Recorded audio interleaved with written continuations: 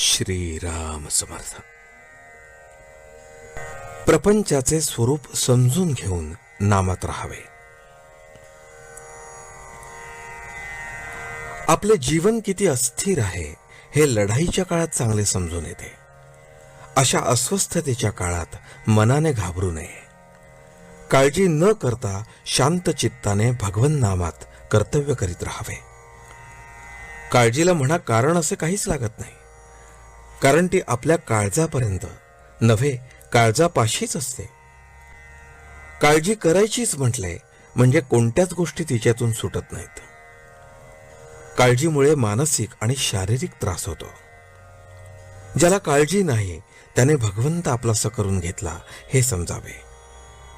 भगवंतावर पूर्ण विश्वास टाकून तुम्ही काळजी करण्याचे एकदम बंद करा. ज्याप्रमाणे कुणाचीही कुंडली मांडली, मग तो श्रीमंत असो वा गरीब असो, तरी तिच्यामध्ये सर्व ग्रह यायचेच. त्याचप्रमाणे जन्मलेल्या प्रत्येक प्राण्याला सर्व विकार असायचेच. भगवंताचे अवतार जरी झाले किंवा साधू पुरुष जरी झाले तरी त्यांनाही विकार असतातच. अर्थात त्या विकारांच्या बरोबर प्रेम, दया, शांती, क्षमा हे गुणही त्यांच्या अंगी असतात. ग्रह हे या जन्माचे आहेत, पण विकार हे मागच्या जन्मापासून आलेले असतात. या विकारांना वश न होता म्हणजेच त्यांचे नियमन करून गुणांचे संवर्धन करणे हे प्रपंचात मनुष्याला शिकायचे असते. कुटुंबातल्या व्यवहारामध्ये प्रत्येक घटकाने आपापले स्थान ओळखून असावे.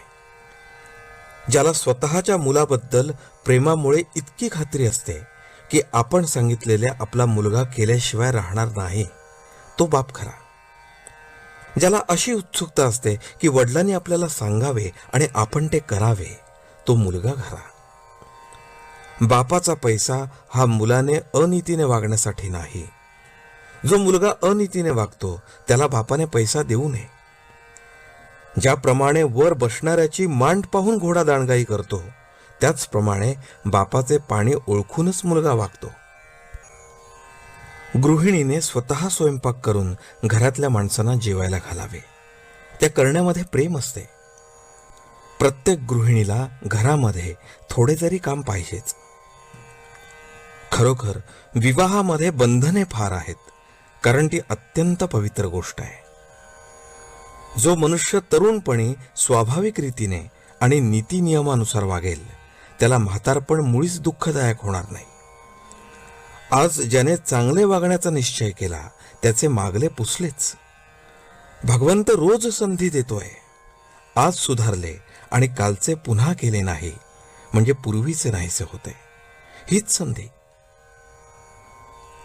आजचे बोधवचन. जो शहाणा असेल त्याने समजून आणि जो अडाणी असेल त्याने श्रद्धेने बंधने पाळावीत.